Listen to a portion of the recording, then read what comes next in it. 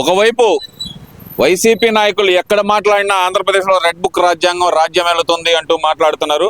మరోవైపు చూస్తుంటే కనుక తెలుగుదేశం కార్యకర్తలే వరుసన హత్యకు గురి అవుతున్నారు. 3 రోజుల్లో 2 హత్య, ఒకళ్ళ మీద దాడి. పెనమలూరులో కూడా దాడి చేశారు తెలుగుదేశం పార్టీ కార్యకర్తల మీద. ఎలా చూడాలంటారు అసలు ఈ పరిస్థితిని? నిజంగానే రెడ్ బుక్ అమలు అవుతుందా, లేదంటే వైసీపీ బ్లూ బుక్ ఏదైతే జగన్మోహన్ రెడ్డి చెప్పాడో ఆ బ్లూ బుక్ ఓపెన్ చేశాడు అనుకోవాలంటారా? అయ్యా చంద్రబాబు నాయుడు గారు, అయ్యా లోకేష్ గారు, అయ్యా పవన్ కళ్యాణ్ గారు, మీకు నేను ఒక మన్నవి. కార్యకర్తలు ఉంటేనే పార్టీకి బలం అని మీరే చెబుతున్నారు. కార్యకర్తలు కావాలి సార్. ఎందుకంటే ఎక్కడ పడితే అక్కడ మన కార్యకర్తలు చనిపోతున్నారు. చంద్రబాబు నాయుడు గారు మీరేమన్నా ఏదో అభివృద్ధి మీద మీరు చూస్తున్నారు. కార్యకర్తలు కూడా చూడండి సార్. కార్యకర్తలు ఉంటేనే మన పార్టీకి బలం సార్. మనం ఎప్పుడైతే మన కార్యకర్తలు బలాన్ని పెంచుతావో అప్పుడు మన అభివృద్ధి చెందుతాం. అది కాకుండా వాడు బ్లూ బుక్ ఓపెన్ చేసినట్టే ఉంది కానీ రెడ్ బుక్ ఓపెన్ చేసినట్లేదు.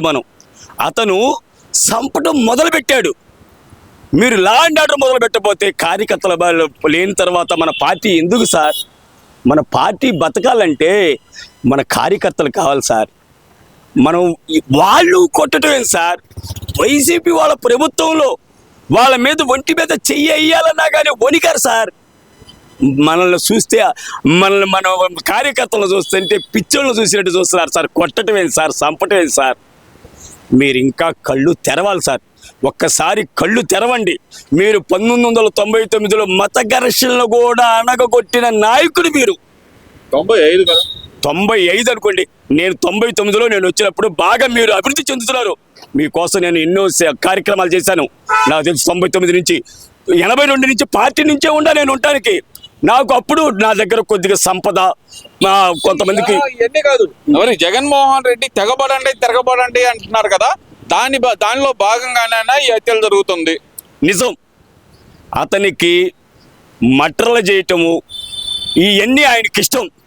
మనకేమన్నా అభివృద్ధి ఇష్టం, ఆయనకే మట్రలు చేయటం ఇష్టం. ఒక్కసారి సార్ మీరు ఆదిత్యనాథ్ గారిని చూడండి. పిల్లలు అల్లరి చేస్తే వీధి తిప్పి పోలీసులు కర్రలతో కొడుతుంటే వాళ్ళు ఏ రకంగా ఇదయ్యారో ఒక్కసారి చూడండి. అసలు నేను అనేది ఏంటంటే సార్, అల్లరి ఎవరు చేసినా అల్లరే. మన తెలుగుదేశం వాళ్ళు చేసినా, వైసీపీ వాళ్ళు చేసినా అల్లరే. తప్పే.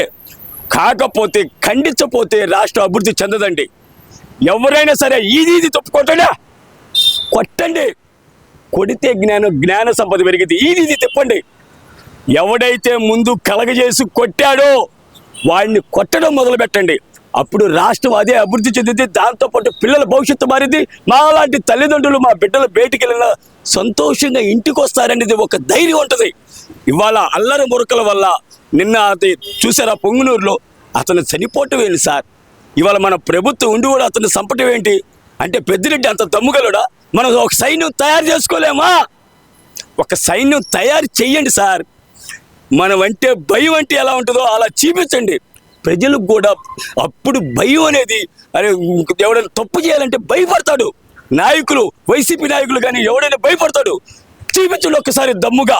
అక్కడ ఒక్కసారి మన పోలీసులు తీసుకొచ్చి ఈది చెప్పుకోవటం వల్లే ఎవడైతే చంపినోళ్ళని అప్పుడు ఆంధ్రప్రదేశ్లో 2వ ఓటు చెయ్యాలంటే భయపడతాడు సార్.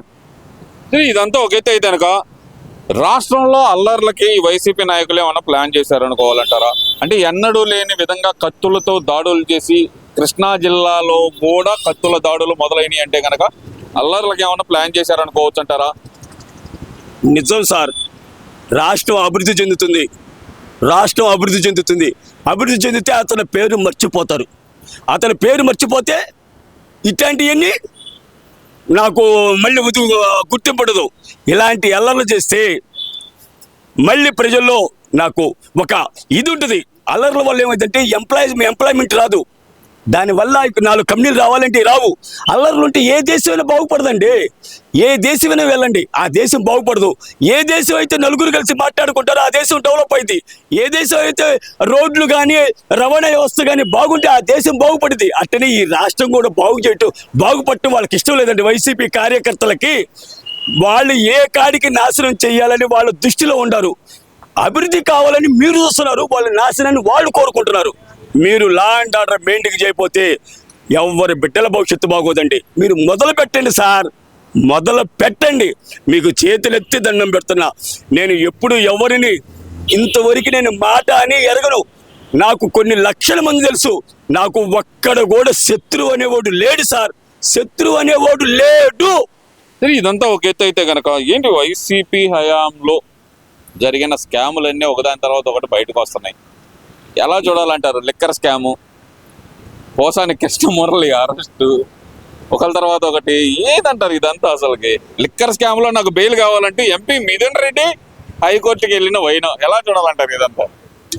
ఏమంటే ఇది ఎంత, ఈ దోపిడీ మొత్తం బయటకు వస్తుంది.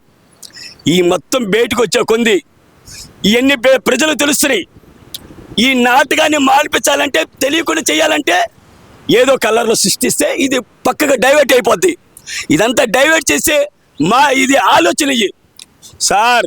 ఒక్కసారి కన్ను తెరవండి సార్. చంద్రబాబు నాయుడు గారు, లోకేష్ గారు, పవన్ కళ్యాణ్ గారు, మీరు రాష్ట్ర అభివృద్ధి కాదు సార్, రాష్ట్రంలో చీడ పురుగులను కూడా తీసేసిన రోజే మన రాష్ట్రం అభివృద్ధి చెందుతుంది సార్.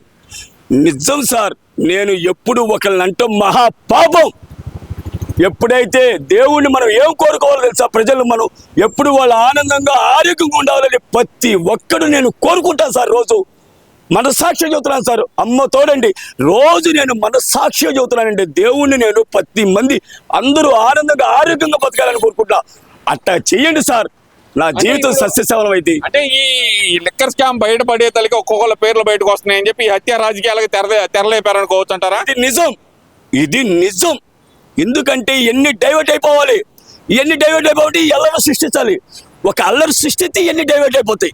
లేకపోతే అల్లరి సృష్టించకపోతే ఇవన్నీ బయటకు వస్తుంటాయి. ఇవన్నీ లాగి కొంచెం తోడే కొంది బయటకు వస్తుంటాయి.